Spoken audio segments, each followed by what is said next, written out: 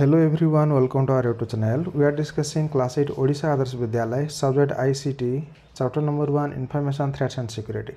In previous video, we have discussed introduction of information security. In video ra tale description box re ei full chapter ra videos paya pai playlist diya jaichi. You can watch now. Anya sabu video guda ko dekhiya pai playlist check kari paribo.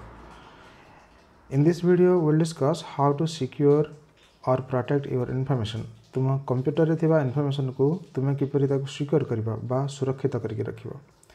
There are different techniques have been used to protect transfer of data or information from unauthorized user such as बहुत गुडे भिन्न भिन्न माध्यम अछि भिन्न भिन्न technique अछि protect करिया पय इन्फॉर्मेशन को from unauthorized access or unauthorized user से गुडा कहउची such as first keep the operating system updated.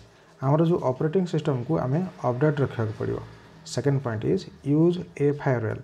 आमको फायरवेल का यूज करने पड़ो. एवं नेक्स्ट सेशन रे आमे देखिबा फायरवेल क्या कह जाए. Then antivirus software is crucial to preventing virus attack. Antivirus मध्य यह एक प्रमुख भूमिका निर्वाह करिथाए हमर वायरस मान को प्रिवेंट करिया पय. किंतु but this strategy only works if users update their software. किंतु ए जो एंटीवायरस सॉफ्टवेयर यह सेतेबेले ही कार्यकारी होता है बा यही प्लानिंग से सुफल देता है जितेबाला यहाँ आम अपडेट रखा आवश्यक. अपडेट रखिले जाए सेटा ठीक काम करता है. नेक्स्ट पॉइंट यार नेक्स्ट सेशन रे भी डिस्कस करवा एंटीवायरस विषय रे.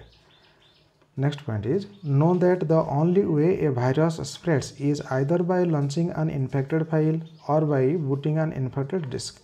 यह जानी रख जे वायरस जो स्प्रेड होता है सेटा लॉन्चिंग एन इन्फेक्टेड फाइल कौन सी एक फाइल को वायरस आक्रांत होता ताकू आनिकी आम कंप्यूटर जदि यूज करिबा किंबा बूटिंग एन इन्फेक्टेड डिस्क गोटे डिस्क जोटा इन्फेक्टेड अटे वायरस इन्फेक्टेड ताकू आनिकी बूट करिबा आम सिस्टम रे ताकू आम सिस्टम रे लोड करिबा बा रन करिबा ताहले जे वायरस स्प्रेड होबार संभावना अछि.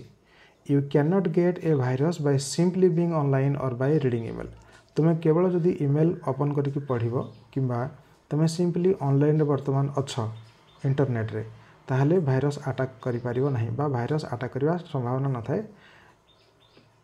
तो वायरस अटैक करिवार संभावना थाए जतबेले आमे कोनोसी वायरस अटैक हेइथिबो कोनोसी एक